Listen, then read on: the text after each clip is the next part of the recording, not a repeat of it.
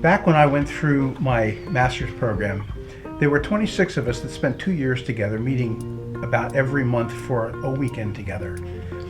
And the experience that I had in looking at how leadership happened in that environment was really interesting.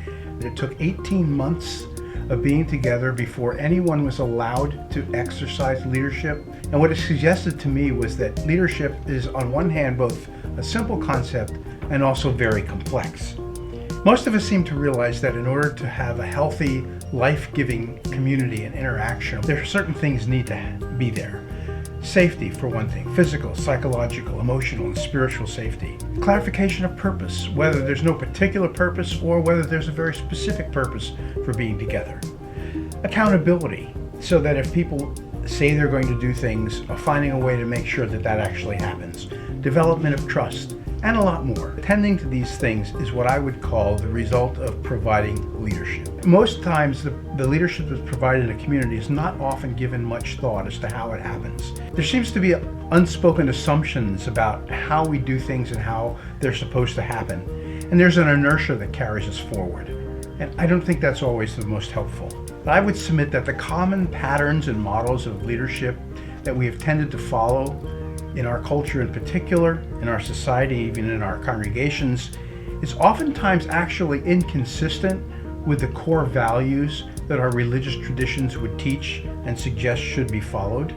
These same patterns and models of leadership actually, I believe, set up an environment where abuse is easy to have happen.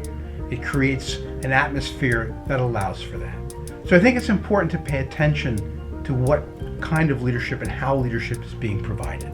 My goal in this is to foster an examination and perhaps a conversation that you might have about how leadership is being provided in your setting. I was asked to serve on a task force responsible for looking at how to help the congregation grow, because as a congregation over the space of about 4 years, we had gone from 325 participating members to about 125.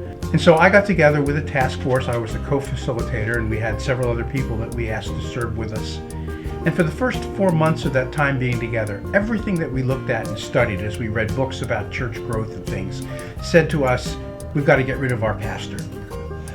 It's his fault. He's the one responsible for all this. Until a light bulb went on for me and I realized, wait a minute, what have I done to help in this? In what way have I helped to provide a better context for our congregation to help with growth? And I realized at that point that leadership in an organization is not the sole responsibility of persons that are given the responsibility or accept the role of a designated leader. It's the community responsibility. So let me leave some thoughts with you to think about. How is leadership, however you define it, provided in your community? Who provides leadership?